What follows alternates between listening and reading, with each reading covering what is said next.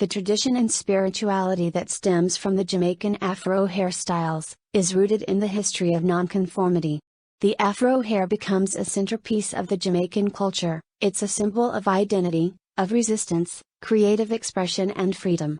During the era of the empowerment in the 1960s, the Jamaican Afro hair was already being worn by many, and widely became the hairstyle of choice. This movement was already there to celebrate the beauty of the natural-haired people, and it helped them gain self-confidence, as well as show the world that natural-haired Jamaican people were indeed beautiful. Why did Jamaicans took such great pride in their Afro hair? Because many Jamaicans knew that, healthy and beautiful hair can enhance their appearance, and on top of that, having a stunning hairstyle gave them a confidence boost that they always wanted.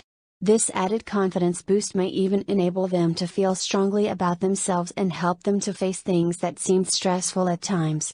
And now the glorious hairstyle became the rave of the moment, proudly owned to date. However, this revolution did not unfold easily. The change was met with discrimination from some people in society, including the black communities. The journey to the becoming of natural worn hairstyle unfolded in different stages.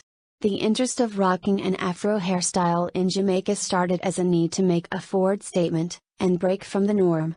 With time, this grew into something widely accepted. It transcended into an image-uplifting movement. And for many Jamaicans it is seen as fun, innovative and bold.